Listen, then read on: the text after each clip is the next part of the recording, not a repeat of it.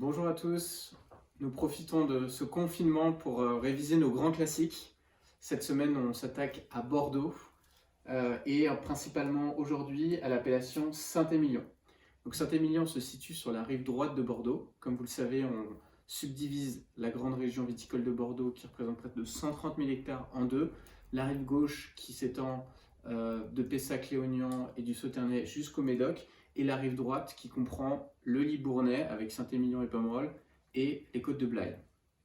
Donc Saint-Émilion, c'est une appellation de 5400 hectares qui est située tout proche de Bordeaux. On a une trentaine de kilomètres. C'est une appellation donc assez vaste.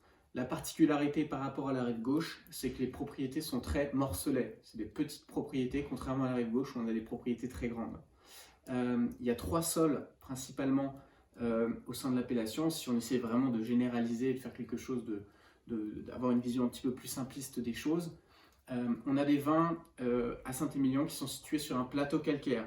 Ça donne des Saint-Émilion assez élégants, assez fins, mais l'archétype est vraiment le Saint-Émilion le plus représentatif. Il se situe sur les coteaux et on obtient avec des sols un petit peu plus argileux. Je pense notamment aux vins de Pavie, Pavie-Maquin, l'Arcy-Ducasse également, ce sont vraiment les Saint-Émilion de côte sur sol argileux qui donnent des vins avec du merlot, avec un petit peu plus de gras. Effectivement, l'argile, comme vous le savez, a cette capacité à faire de la rétention d'eau et à donner des vins un petit peu plus musclés, alors que le calcaire donne des choses un petit peu plus lumineuses, un petit peu plus fines. On a les vins de plateau qui donnent des choses assez lumineuses, les vins de coteaux qui donnent des vins un petit peu plus musclés, un peu plus concentrés, et vraiment l'archétype des grands Saint-Émilion. Et enfin, on a un troisième sol qui est un peu atypique, avec des situations assez différentes selon la situation. C'est les sols de sable, voire les sols de grave. On a des Saint-Émilion tout à fait quelconques sur ces derniers sols, mais on a aussi des choses absolument grandioses et qui ne sont pas, je dirais, archétypales de l'appellation. Je pense notamment au château Figeac ou au château Cheval Blanc. Certaines personnes disent même que Cheval Blanc aurait dû être attaché à Pomerol, parce qu'il y a des sols qui ressemblent davantage à Pomerol, avec notamment du sable et des graves, et un encépagement qui va être différent sur ces deux dernières propriétés.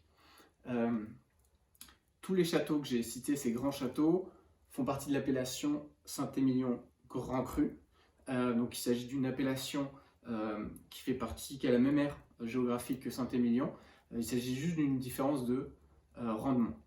Il y a eu pas mal de polémiques sur Saint-Émilion à propos de classements supplémentaires, avec un classement avec certains châteaux classés A et certains châteaux classés B au sein des Saint-Émilion Grand Cru.